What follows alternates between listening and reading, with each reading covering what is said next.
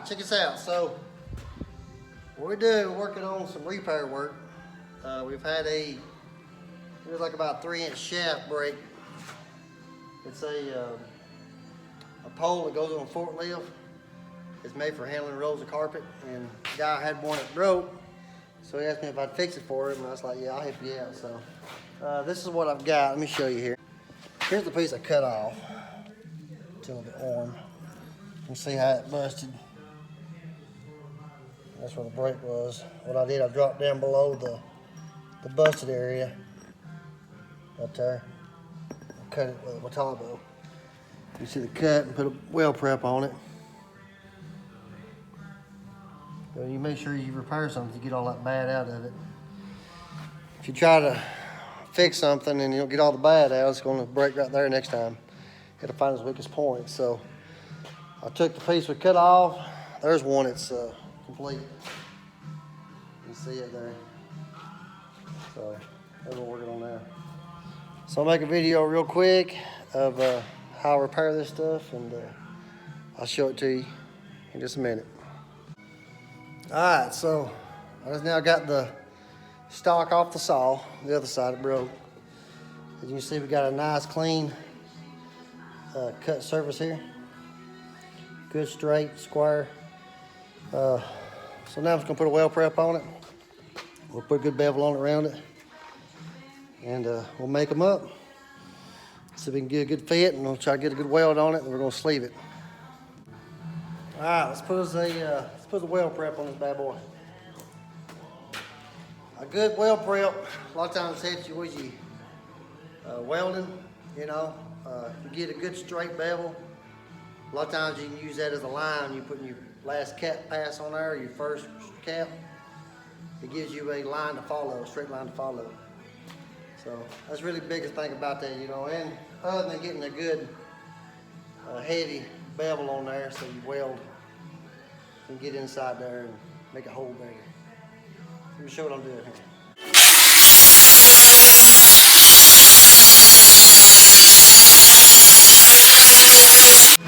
All right, let me show it to you here. And there is a weld prep. Sit on the side here. It kind of gives you an idea of how you want to look.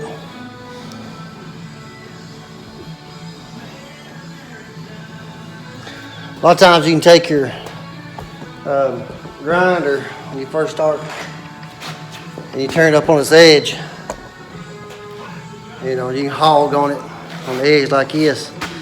When you get ready to, you know, slick it up and finish it up, make sure you lay that front of that grinder, this front half here, make sure you lay it flat, and you can roll it like that, and you can make that nice and smooth and pretty.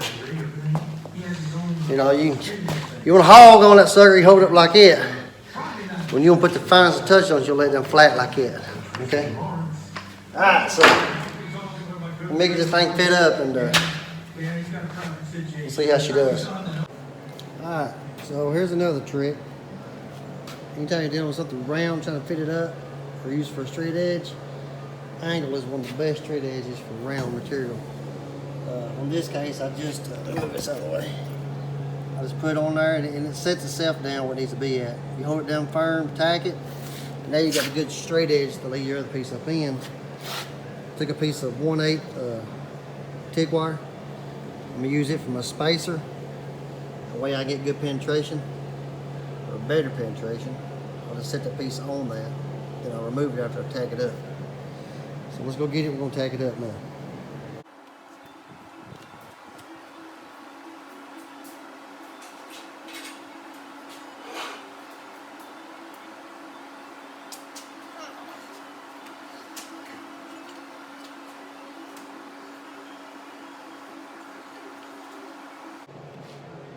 And it cradles it just like that. I need a pair of vice clamps.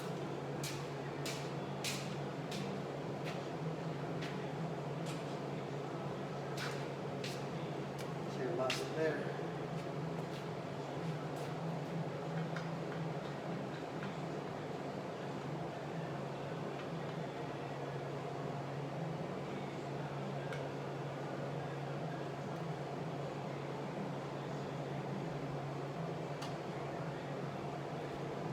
go. I'll put a C-clamp there at the bottom of it just to true it up.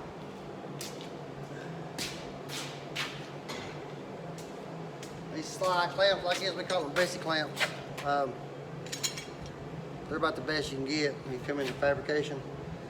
Here's a North Star brand. I think it's a Sexton Welding brand. A lot more affordable than the Bessie brand. And I've had good look out of them. So if you're looking for a good clamp, man, can't go wrong with that one right there.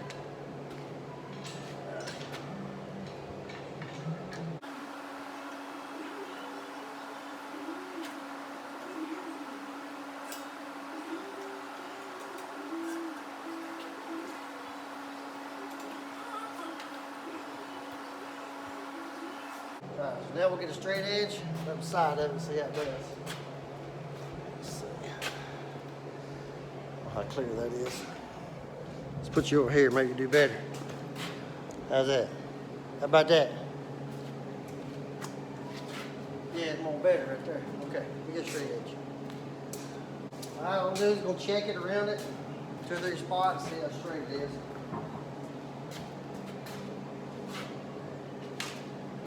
Back down.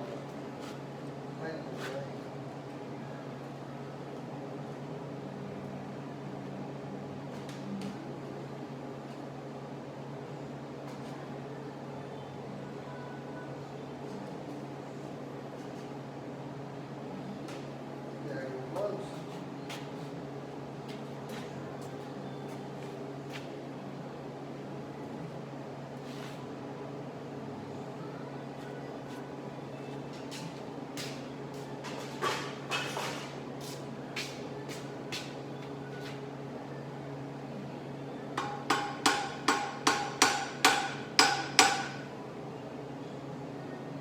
Love tap, that's your ready to tack off. We'll tack it in a few spots and then we'll take the clamps off of it and set it straight to stay. Stay straight and put a few more tacks on.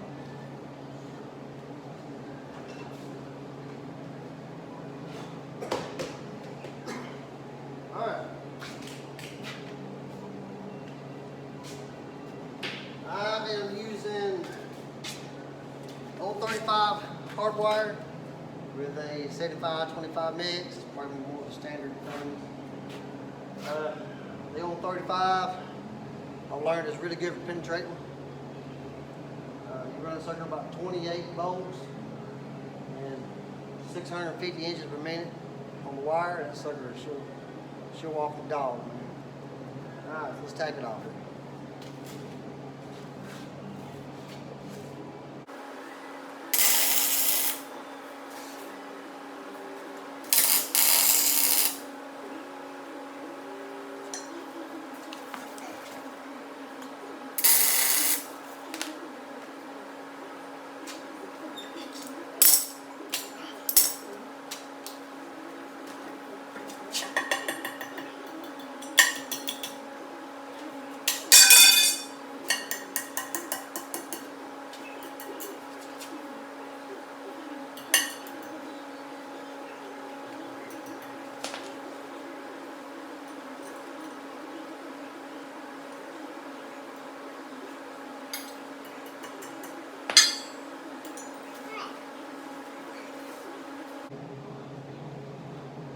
Step back, look at it. You do a calibrated eyeball. Looks pretty good.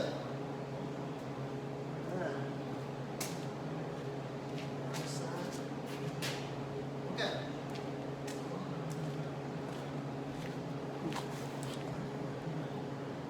Okay, so here's the deal. Let me show you the fit up.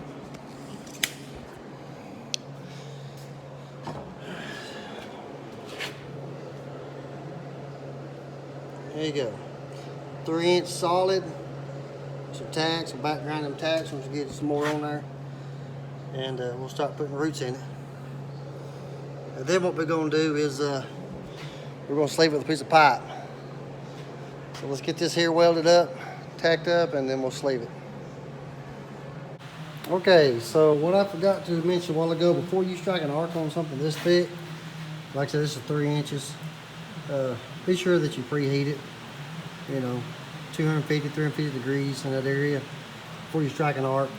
But the way I normally do it is once you heat it, you run a root in it, and then you cut that root back down. That gives you a good landing there to you know, lay it in there.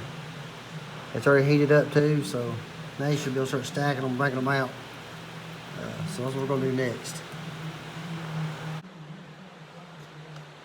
All right, here we go. We're going to wrap this thing up here now. 28 volts, 650 inches a minute. Old 35 hard wire. Bare wire, whatever you call it. We're going to call it, get it done more. How's that? Remember, always stagger your tie-ins.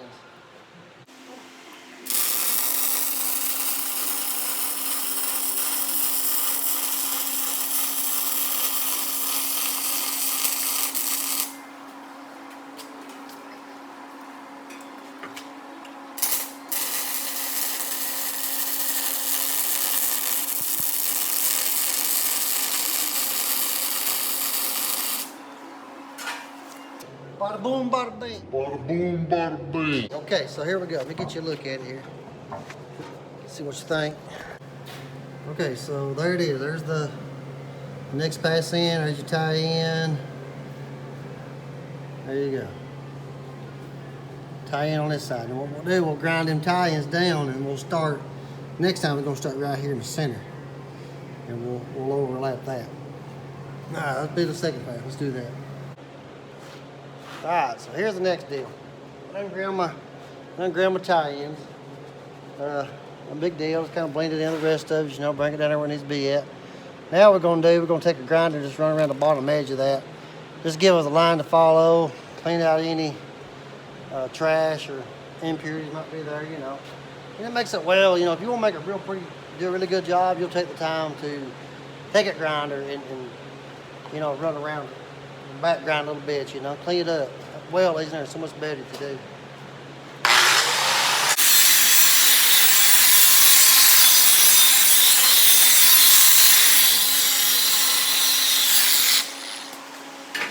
All right, I've heard a lot of people say a good welder doesn't need a grinder. No, you know, you do a good job welding, you probably don't need a grinder, but what I've learned, most of the time people say is that people too lazy to pick a grinder up and use it. So take it for what it's worth.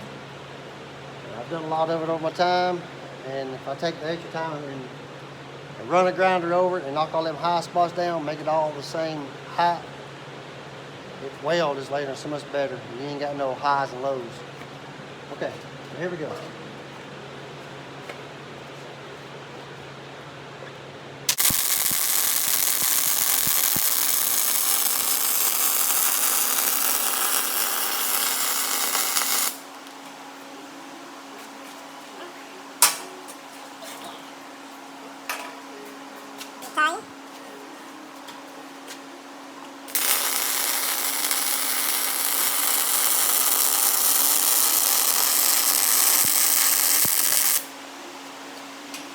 There we go.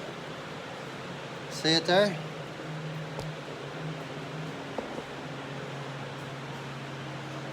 There we go. So we'll do the same thing again. We will grind our tie-ins and put nothing in there.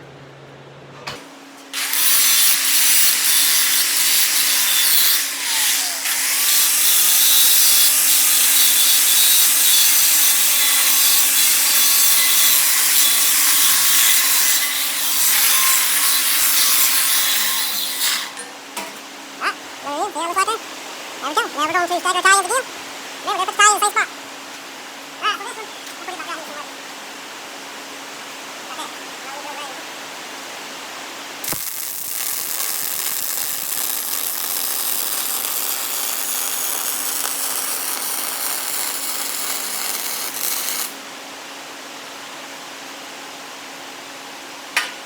With a MIG weld, I never try to start in the same spot. I try to start where I left off at.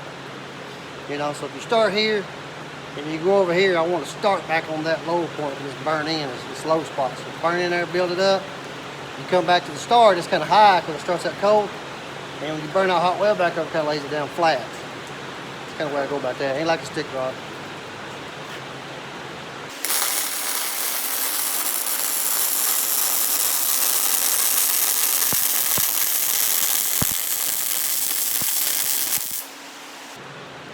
Bada boom, bada bing. Check it out there.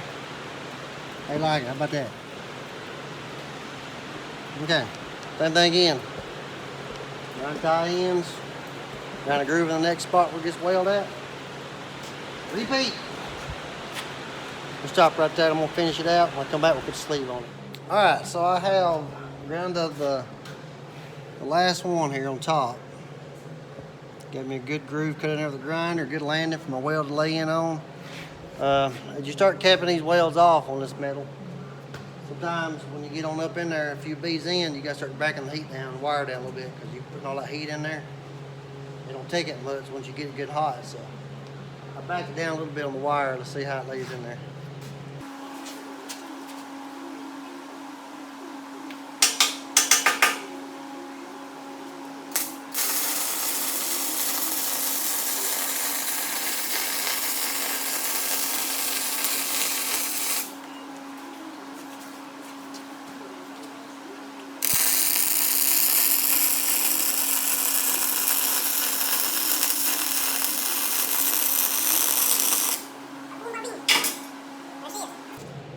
So now we're going to grind it down slick and put the sleeve on it.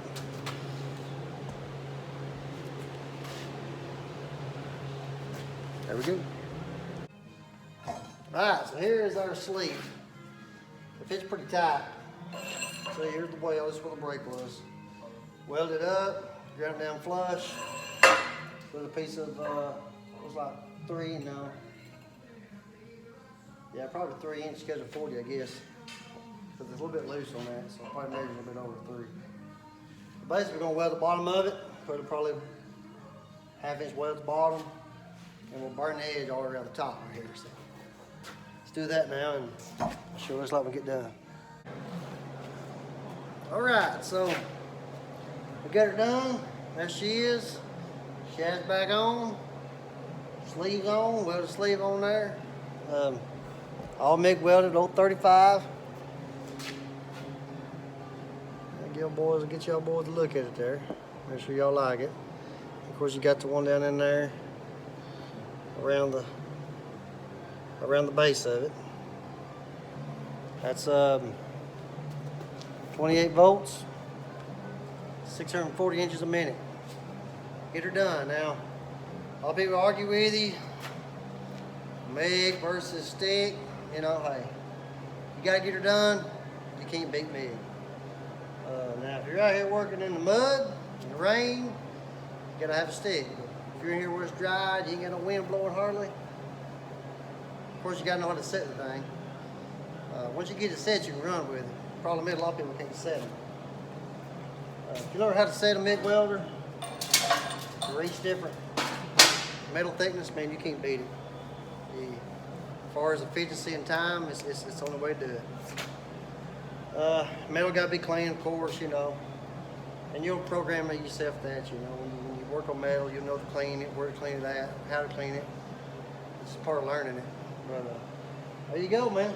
I want to post that bad boy on here, and maybe y'all can learn something from it. I don't know, shoot. Had a teacher one time down at tech school. He telling me, he said, "Man," he said, "there's more than one way to kill a cat and choke it on butter, son. But this is how I know how to kill it." All right, peace out.